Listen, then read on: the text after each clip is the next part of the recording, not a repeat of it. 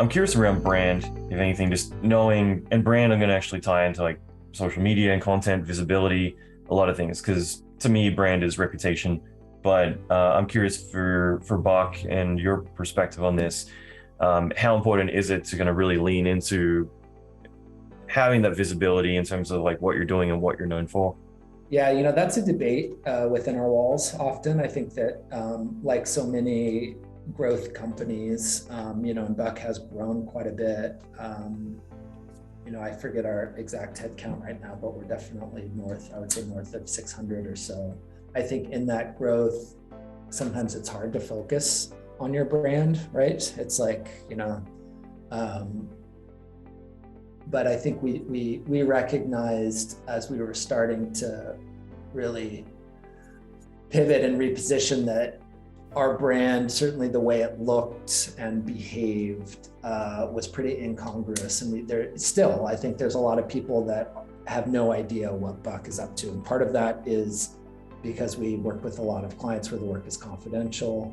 But part of it is also, I wouldn't say necessarily by design, but the result of just some of our growth.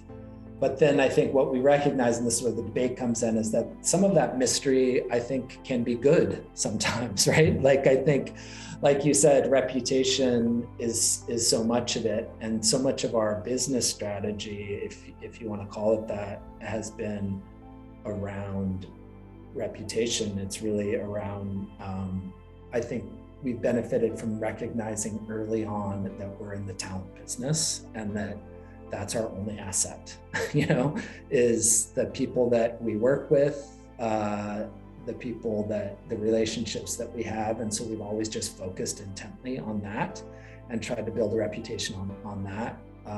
And so, I think like our official vision statement is that Buck aspires to be the pinnacle of sustainable creative culture, where people come first, artistic growth is championed, and Spaceship Earth becomes a better place to live for all.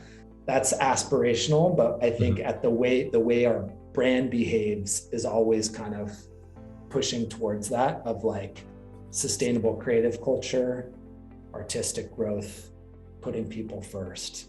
And I think that the more we start to recognize that should be our focus, the more our brand started to behave that way, I think. That's awesome. I love that because, I think it's such an underrated thing to have that bigger vision, because I think most people misunderstand that as, what can I realistically achieve versus what I aspire? Because as you were mentioning, like the more that you have those big, hairy, audacious goals, the more that you're going to start to really align with them a lot more. So it's awesome. Yeah, like one of the things I'm really excited about is we're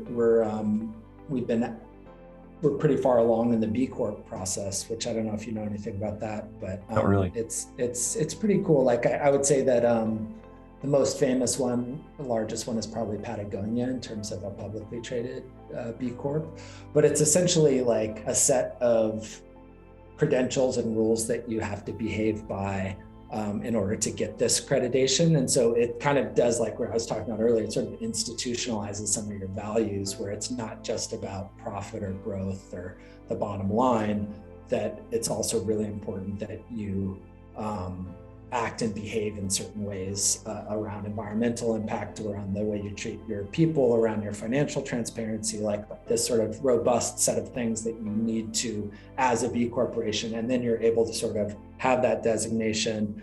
Other folks who that's important to say, oh, wow, because it's hard to get that accreditation. It's something you have to really invest in and do over time. And they say, oh, Buck's a B corporation. They're not just saying this shit on their website like so many people do. They're actually walking the walk, right? And so that's great. That's great. Yeah.